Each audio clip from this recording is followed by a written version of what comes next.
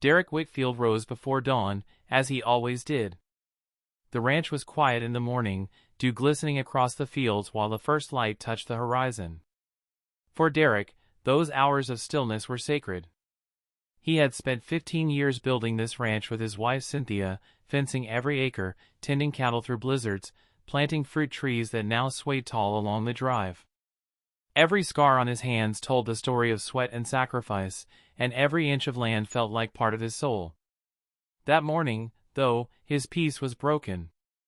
When Derek walked down to fetch the mail, a bright orange envelope sat inside the box, stamped with bold letters, "Notice of eviction, 72 hours."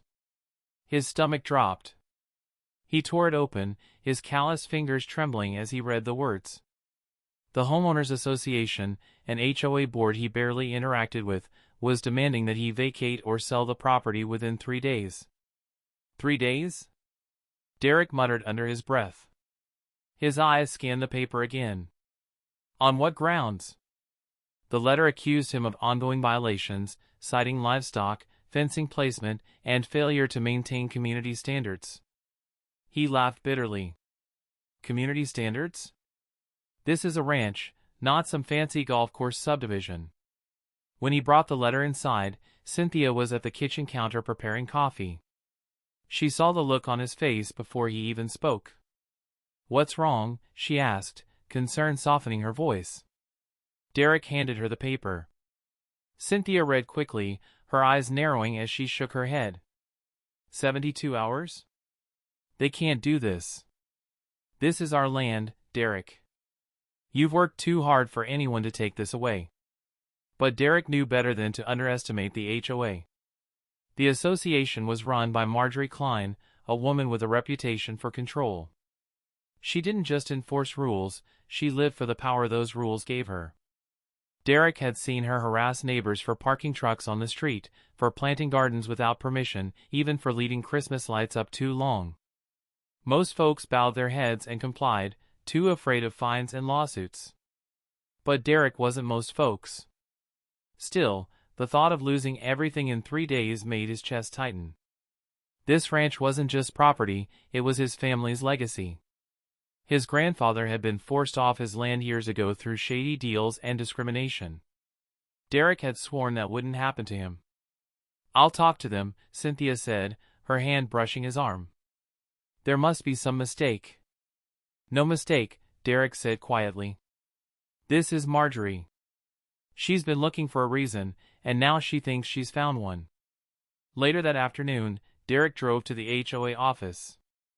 The building sat on the edge of the neighborhood, a shiny community center that looked out of place among the modest ranches inside. Polished floors and framed mission statements lined the walls. Behind the desk sat Marjorie Klein, tall and sharply dressed, her eyes narrowing the moment she saw him. "Well, Mr. Whitfield," she said, her voice dripping with false sweetness. "I was wondering when you'd come in." "What is this notice?" Derek asked, holding up the letter. "You think you can give me 3 days to sell my ranch?" "On what authority?" Marjorie leaned back in her chair, smiling like a cat with a cornered mouse. "The board has determined your property no longer complies with the community's aesthetic and zoning guidelines. You've had multiple warnings." "Warnings?" Derek shot back. "The only letters I've gotten are about repainting my fence. That doesn't justify an eviction." "The HOA has full authority," she said smoothly. "If you do not comply, we'll take legal action. Trust me, it won't end well for you." For a moment, Derek felt the weight of her words pressing down on him. Many men would have folded right then, selling off their land to avoid a costly fight. That's what Marjorie was counting on. But Derek wasn't about to let anyone, especially an HOA president drunk on power, decide the fate of his home. He walked out of the office with the eviction notice crumpled in his fist, a storm of anger boiling inside him. Marjorie thought she held all the cards. She thought he would surrender quietly, just another neighbor bullied into submission. But she had made one mistake. She had underestimated Derek Whitfield. Derek couldn't sleep that night. He sat at the kitchen table long after Cynthia had gone to bed, the eviction notice spread out in front of him. The clock ticked, the refrigerator hummed, and the words 72 hours to vacate burned into his mind. He'd worked cattle until his bones ached, repaired fences under scorching sun, and endured droughts and storms to keep this ranch alive. To think a group of neighbors with clipboards and bylaws could erase all of that with a piece of paper? No. Not in this lifetime. By morning, Derek decided he needed answers. Digging for truth. He started by visiting neighbors. Some avoided his eye, afraid of being seen talking to him. Others cracked open their doors just enough to whisper. Francis, an older man who had lived in the neighborhood for decades, shook his head when Derek showed him the notice. "Marjorie's been running this HOA like a kingdom," Francis said in a hushed voice. "Anyone who questions her ends up paying fines or worse. I've seen families move because of her. You stand up, she'll come after you harder." Owen, a single father down the road, told a similar story. He'd been threatened with foreclosure over a broken swing set. "She thrives on fear, Derek," Owen warned. "Once she's got you in her sights, she doesn't let go." Derek listened carefully, anger simmering beneath the surface. He realized this wasn't just about him. Marjorie had been bullying everyone, using the HOA as her personal weapon. The subtle undercurrent.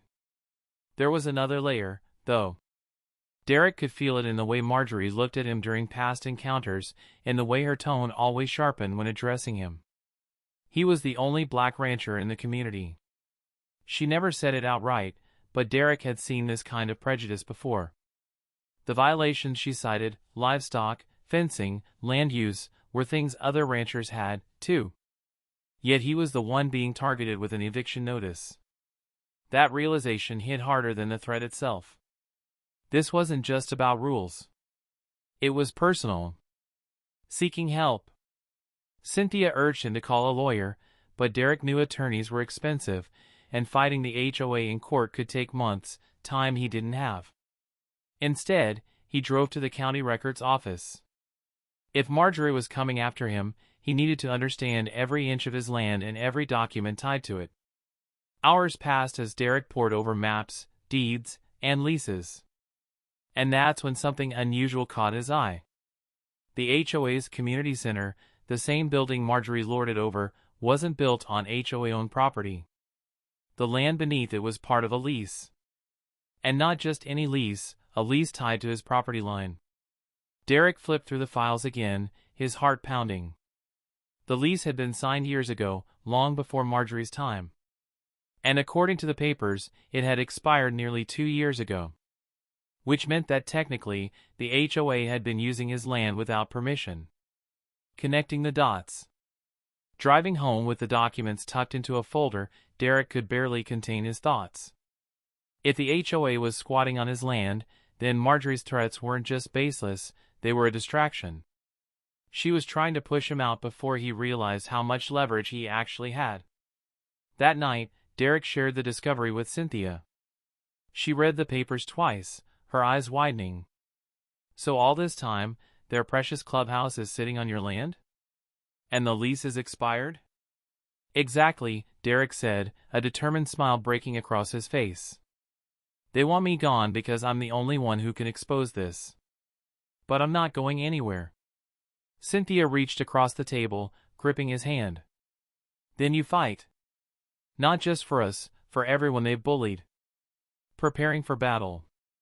For the first time since receiving the notice, Derek felt the weight lift from his shoulders. He wasn't powerless. In fact, he had the upper hand. But power meant nothing if he didn't use it wisely. He needed a plan. He needed proof strong enough to silence Marjorie and the entire board. And most of all, he needed to stand firm, no matter how ugly things got. Outside, the night air was cool, and the moon cast a silver glow over his ranch. Derek stood on the porch, looking out at the land he loved. The fields stretched wide and strong, like they were standing with him.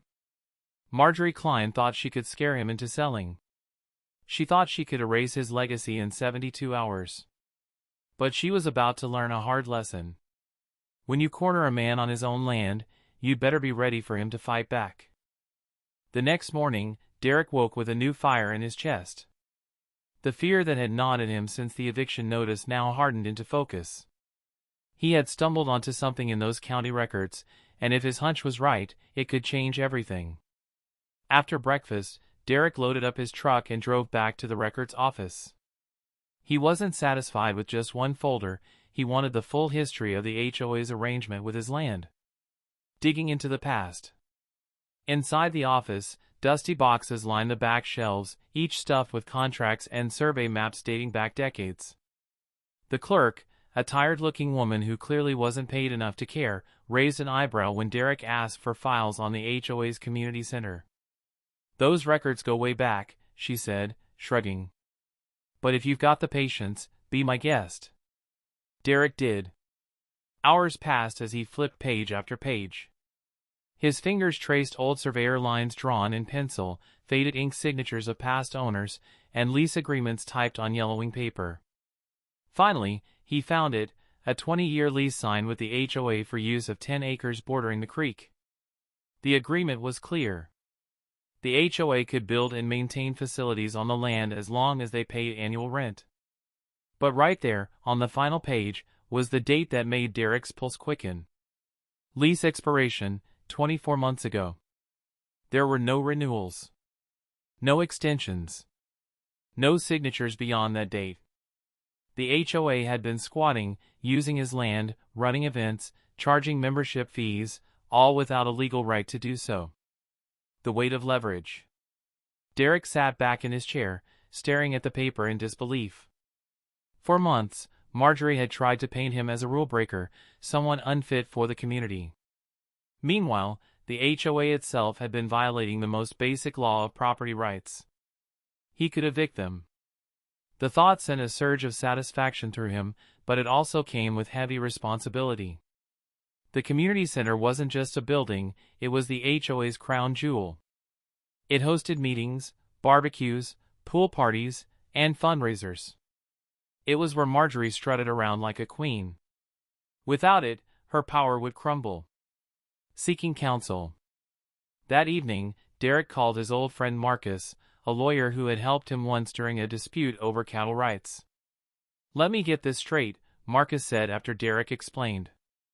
"They're trying to evict you in 72 hours, while they've been illegally using your land for 2 years?" "That's about the size of it," Derek replied. Marcus chuckled darkly. "Then you've got them by the throat. Legally, you can charge back rent, set new terms, or demand they vacate immediately. But if you want my advice, don't just push back, make them feel the weight of what they tried to do to you." "What do you mean?" Derek asked. "Use the leverage. They came after your home. Make them pay for underestimating you." Derek leaned back, a slow smile spreading across his face. He knew exactly what Marcus meant. Cynthia's caution. When Derek laid out what he found to Cynthia, she listened carefully. "So they've been squatting on our land," she said, shaking her head. "Marjorie's been threatening you with eviction while standing on our property." "The nerve of that woman." "I can triple their rent," Derek said firmly.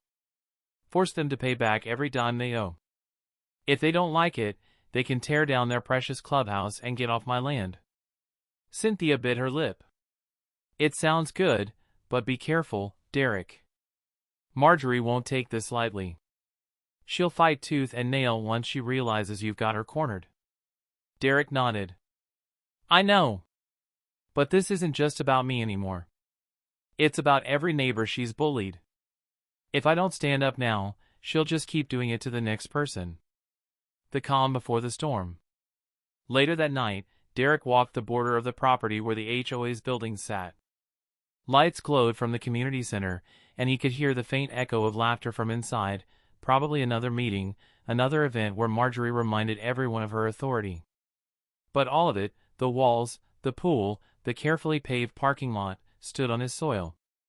For years, Marjorie had acted like queen of the neighborhood. Tomorrow, Derek thought, she was going to learn she was nothing without the ground under her feet. The storm was coming. And this time, he would be the one holding the reins. The morning after his late-night walk along the property, Derek woke with more clarity than he had felt in days. The eviction notice still sat pinned to the fridge, but now it looked less like a threat and more like a joke. The HOA wanted him gone? They were about to find out just how much they needed him. Meeting with Marcus. Derek met Marcus at his downtown office, a cramped but comfortable place filled with legal books stacked like towers. Marcus greeted him with a firm handshake and a grin. "I've been thinking about your situation all night," Marcus said, motioning for Derek to sit. "You don't just have leverage, you've got a golden hammer. The HOA depends on that community center like lungs need air. Without it, their whole operation collapses." Derek nodded, placing the expired lease agreement on the desk. "So what's our move?" Marcus flipped through the document. "We draw up a new lease, one that puts you in complete control. Higher rent, strict compliance, and penalties if they step out of line again. Think of it as a reality check for Marjorie Klein." "How much higher are we talking?" Derek asked. Marcus leaned back, tapping his pen on the desk. "Triple. At least. They've been freeloading for 2 years.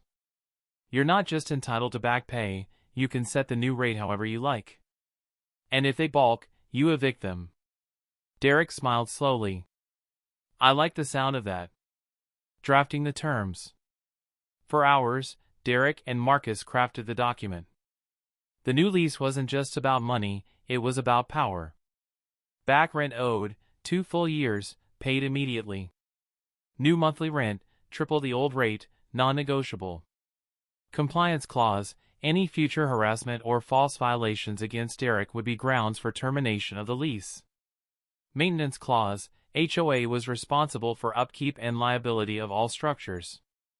By the time Marcus finished typing, Derek could hardly believe what he was looking at.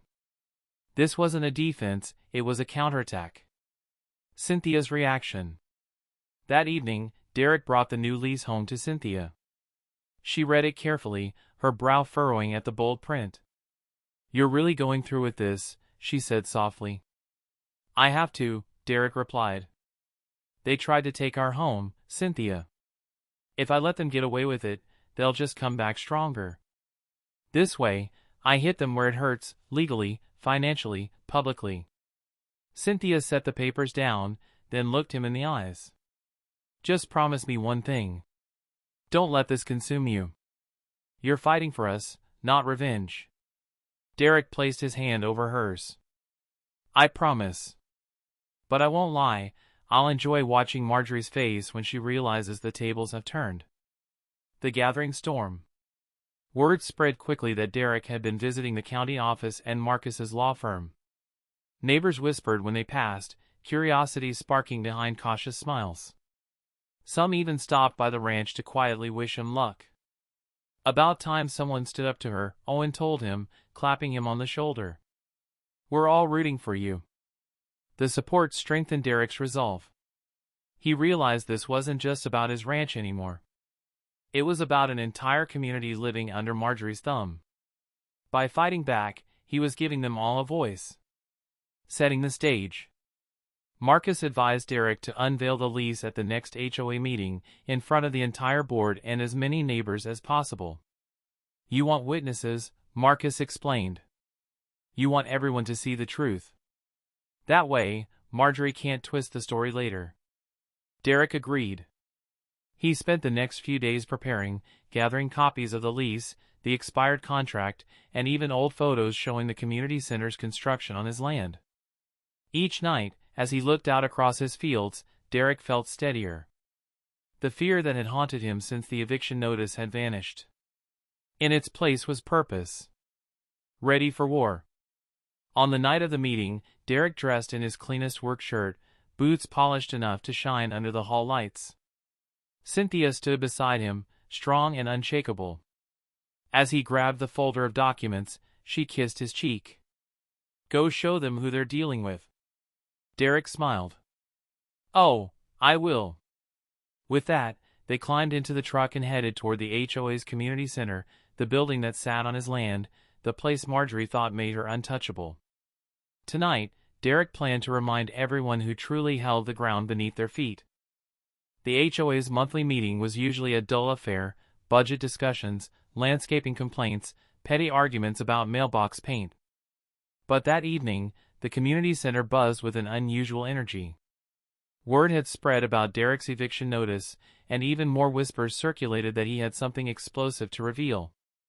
When Derek and Cynthia walked in, conversations hushed. Heads turned. Some neighbors gave him nods of encouragement, others nervous glances, and a few looked downright eager, like they'd been waiting for this moment for years.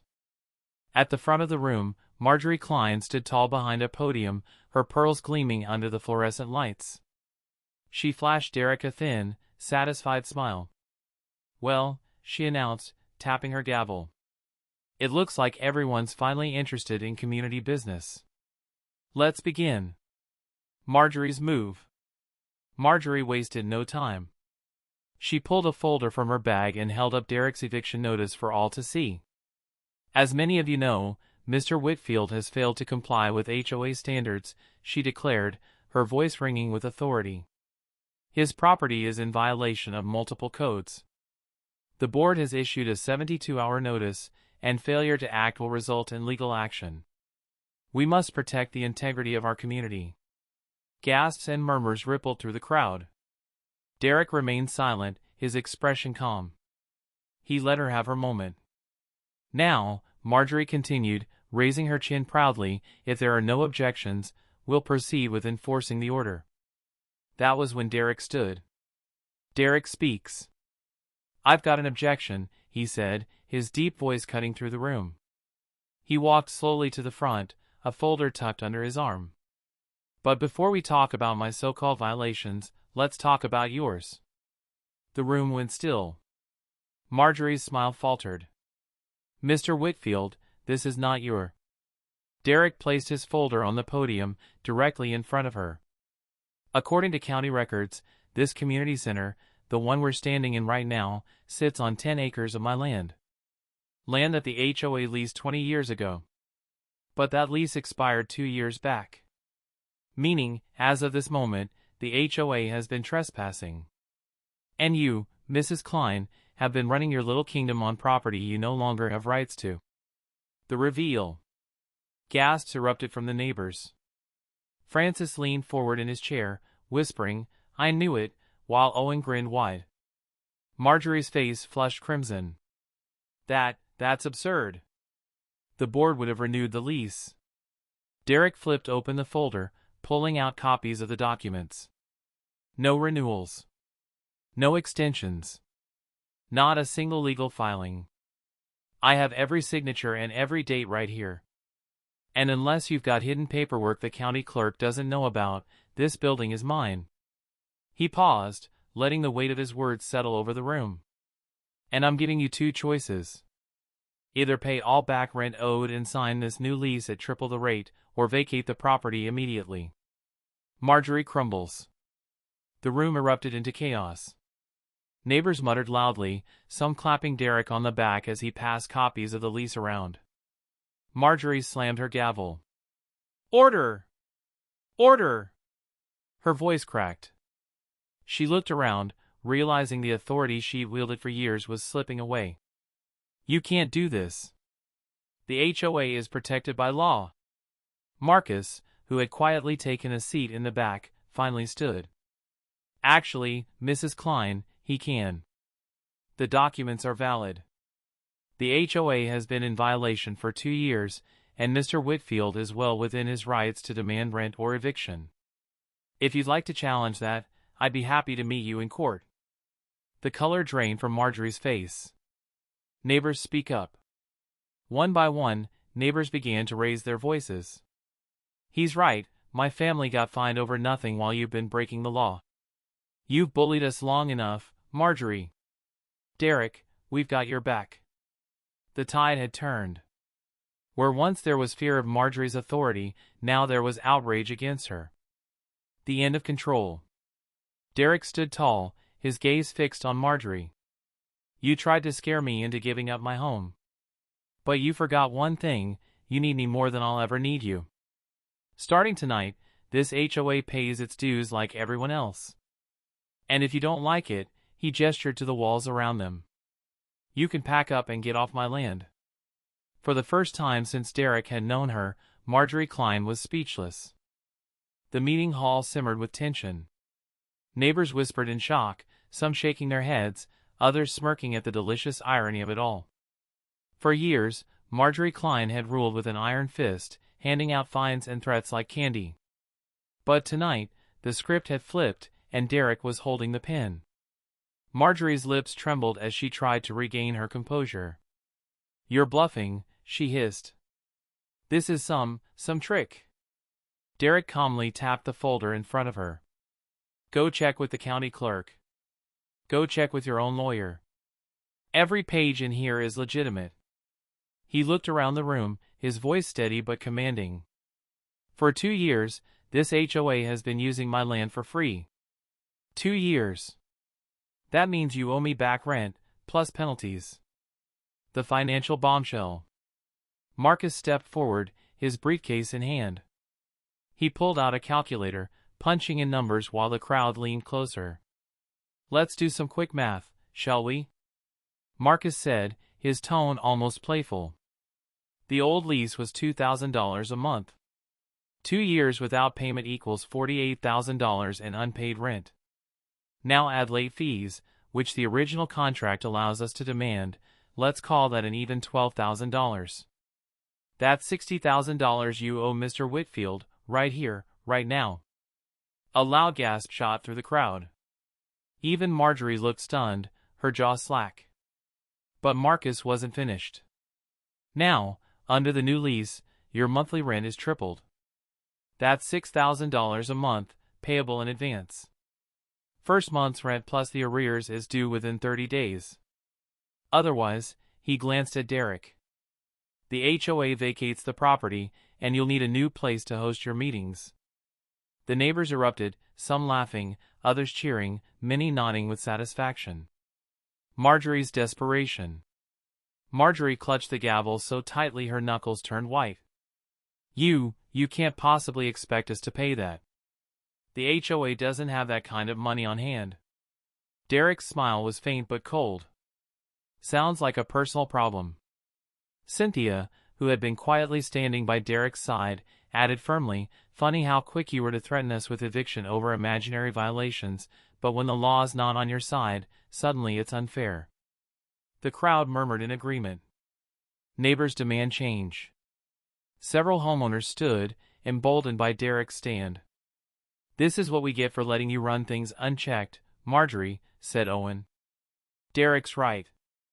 If the HOA can't pay up, maybe it's time we elect new leadership," added Francis. "My family's been paying fines for years." "If the money didn't go to rent, where did it go?" shouted another neighbor.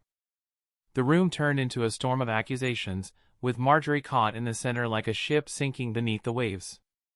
The power shift. Derek raised his hand, and the room quieted. He stepped forward, his boots echoing against the floor. "I didn't come here to fight every one of you. I came here because this board, led by Marjorie, thought they could bully me into giving up my home. But I'm not leaving.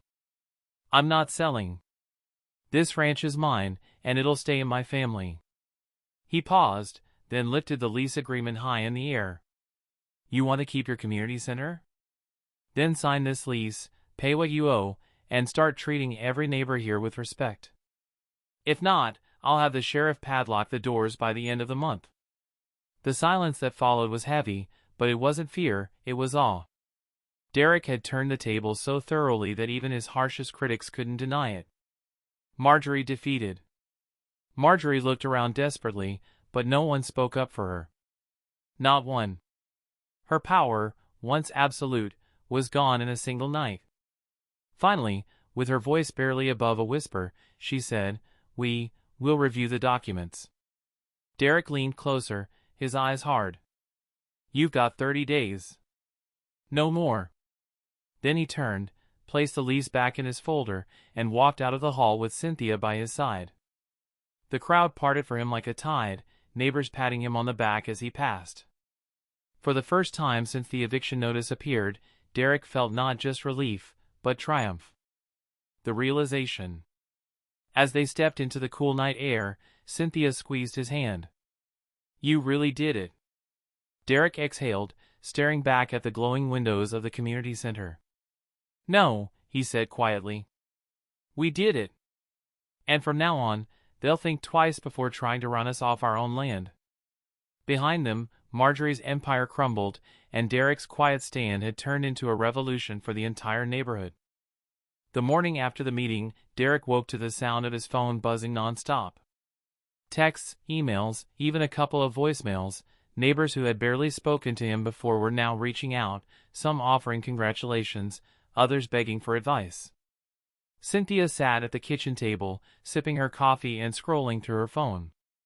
"You've gone local viral," she said with a small laugh. Owen posted a recap of the meeting on Facebook. "Half the comments are people saying you're a hero. The other half are demanding Marjorie resign." Derek shook his head in disbelief. "All I did was stand up for myself."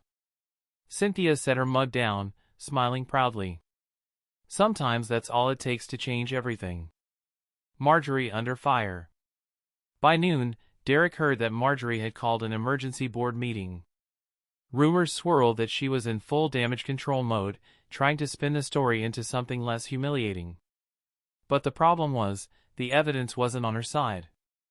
Neighbors who had once been too afraid to speak now compared notes, realizing how much money they'd lost to fines and arbitrary fees. Questions spread like wildfire. Where did all that money go? Why didn't she pay rent to Derek? Has she been pocketing it?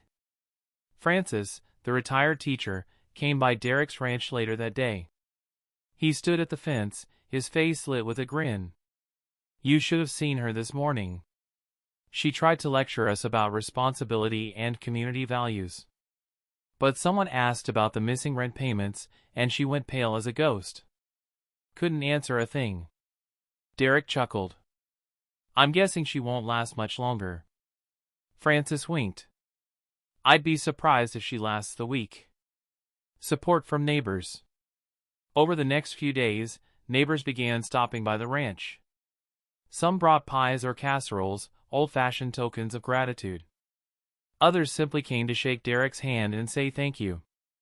One man, a father of 3, told him, "I've been paying fines for a swing set in my backyard. Marjorie said it violated aesthetic rules. Do you know how hard it was to explain that to my kids? What you did, standing up to her, it means more than you know." For Derek, who had spent years feeling like the outsider, the sudden flood of support was both humbling and vindicating. He realized that while Marjorie had tried to isolate him, she had actually united the community against her. The HOA's struggle. Meanwhile, the HOA scrambled to deal with the new lease. Marcus had filed the official paperwork with the county, making it airtight. The board was now legally bound to either pay Derek or vacate the property. Word leaked that Marjorie had begged for a reduction in rent. Derek's response, delivered through Marcus, was short and simple: no negotiations. Pay in full or leave. When that message spread, neighbors laughed openly at Marjorie's expense. The woman who had once struck fear into their hearts was now the butt of every joke. A new order. 1 week later, the HOA board voted to remove Marjorie Klein as president. The motion passed almost unanimously. Even her closest allies turned on her when they realized their reputations and wallets were on the line. The new acting president, a soft-spoken neighbor named Carla, reached out to Derek directly. She arrived at the ranch with a respectful tone, extending a hand. "Mr. Whitfield," she said, "on behalf of the board, I want to apologize. You deserve better than what you got. We'd like to sign the lease and move forward." Derek shook her hand firmly. "Then let's start fresh. But understand something, this isn't just about money. If the HOA keeps harassing families, I won't hesitate to shut you down completely." Carla nodded. "Understood. Things will be different now." Peace restored. That night, Derek and Cynthia sat on the porch, the sun dipping low behind the pastures. For the first time in weeks, the ranch felt peaceful again. Cynthia leaned against him. "Feels like a new chapter," she said softly. Derek nodded, watching the cattle graze. It does. And it all started because Marjorie thought she could push us around. She forgot this ranch has stood for generations. It wasn't going anywhere. He smiled, his arm tightening around Cynthia. And now, neither are we. The ranch was safe. The HOA was humbled. And Derek, once seen as the quiet outsider, had become the man who changed everything. A crisp autumn breeze swept across the ranch, carrying with it the sound of cattle lowing in the distance. Derek stood at the edge of his property, watching the golden fields sway beneath the setting sun. It had been 3 weeks since the showdown at the community center, and life finally felt steady again. But things weren't just back to normal, they were better. The official signing. On a bright Monday morning, Derek walked into Marcus's office with Cynthia at his side. Waiting for them was Carla, the new acting HOA president, along with 2 board members who looked more nervous than defiant. Carla slid a thick envelope across the desk. $60,000 in back rent, certified check, she said. As agreed. Marcus nodded, inspecting the paperwork. Everything looks in order. Now, if you'll sign here. Carla hesitated for only a moment before picking up the pen. With a careful stroke, she signed the new lease, triple the rent, all terms binding. The HOA was no longer Marjorie's weapon, it was Derek's tenant. When Derek added his signature, Cynthia squeezed his hand. For the first time since this battle began, it felt final. Marjorie's disappearance. News of Marjorie Klein's downfall spread quickly. She had resigned from the HOA, citing personal health reasons, but everyone knew the truth. The woman who once terrorized her neighbors had been forced into silence. Francis stopped by the ranch later that week, chuckling as he delivered the gossip. Word is, she's selling her house and moving in with her sister. Couldn't handle the embarrassment. Derek only shrugged. She brought it on herself. But inside, he felt a sense of closure. The storm she'd unleashed on his family had ended, not with his eviction, but with her exile. A new community spirit. Without Marjorie's shadow looming, the neighborhood began to change. The HOA board, humbled and cautious, shifted focus to things that actually mattered, repairing sidewalks, helping elderly residents with yard work, planning small community events that brought people together instead of driving them apart. Neighbors who once looked at Derek with suspicion now greeted him with respect. At the next community barbecue, people crowded around him, eager to thank him for standing up. Children played freely, their laughter carrying across the open fields, no longer silenced by fear of fines for unsightly toys. Cynthia smiled that night, whispering, "You didn't just save the ranch, Derek. You saved this neighborhood." Derek's reflection. One evening, Derek sat alone on the porch, gazing at the wide Texas sky. The stars glittered like diamonds scattered across black velvet. He thought about his father, who had built the ranch from nothing, and his grandfather, who had passed it down with pride. This land, Derek murmured, almost as if speaking to them, isn't just dirt and grass. It's family. It's legacy. And no one, no HOA, no board, no Marjorie Klein, will ever take that away. Cynthia stepped outside, wrapping a blanket around his shoulders. Talking to the stars again, she teased gently. Talking to the men who made all this possible, Derek said, smiling. She kissed his cheek. They'd be proud of you. I know I am. The legacy secured. Weeks later, as Derek walked the fields at dawn, he realized the battle had given him more than just victory. It had given him community. The neighbors who once saw him as a quiet rancher now saw him as a leader, someone who had stood up not only for himself but for everyone. The HOA would keep paying rent. The ranch was secure for generations to come. And Marjorie Klein's attempt to break him had instead built something stronger, unity. As the sun broke over the horizon, bathing the ranch in light, Derek whispered to himself, "This is ours. And it always will be." The fight was over. The ranch was safe. And Derek's story had become the kind of tale people whispered for years, a reminder that when you stand your ground, even the biggest bully can fall.